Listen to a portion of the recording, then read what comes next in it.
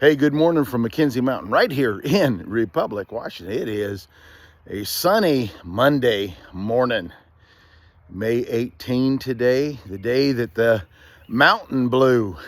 Where were you when Mount St. Helens blew? Do you live in the Washington State or Oregon State region where you would have been able to see and experience what happened on that day?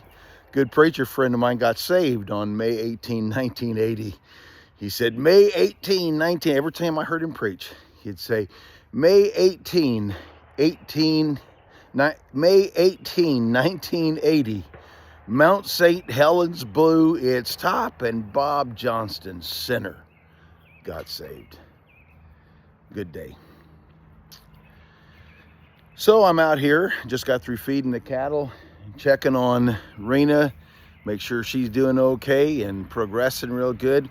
Have a little bit of an issue with some dogs down below us. They're out. These are puppies that are coming up right now. We've had for the last year or so, we've had an issue with dogs down from the court down below coming up, and I've actually dispatched one of them. And now we've got these, there are 5 of them that have been coming up very regularly, and puppies. They're approaching probably 10 months old now or something like that. And this morning, I woke up because my dog barked, and there were 3 of those 5. I understand that there was a fire in the trailer court, and maybe 2 of those puppies were trapped in the fire. That's unfortunate for sure.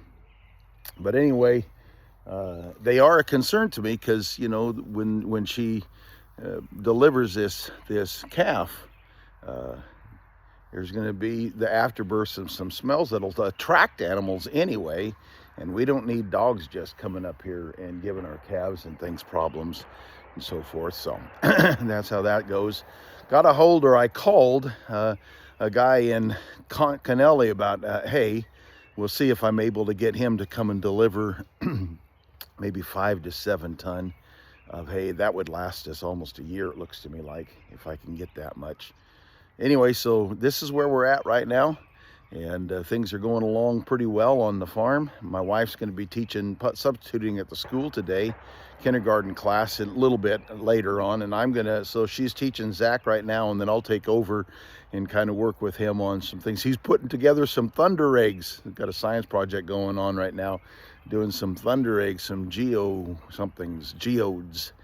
and so working on that, and just kind of normal stuff around McKenzie Mountain and in my books. Today's devotional, Daily Visit with God, I was in 3 John chapter, well, there's only one chapter, in verse number 3.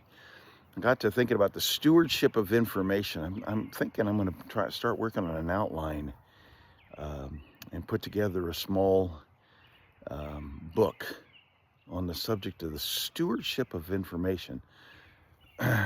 Sometimes we know things, and then there's what do we do with what we know? Do we keep it to ourselves? Sometimes we need to, because love will cover a thing. But sometimes, just out of love, a thing needs to be reported. But then when we report it, who do we report it to? And then there's the receiving of information. Someone gives us information, and sometimes the information is something that we ought to rejoice over and not be envious of. Sometimes the information is something that causes us concern, and we ought to grieve and pray for somebody rather than becoming backbiting and joining in on the gossip kind of a deal.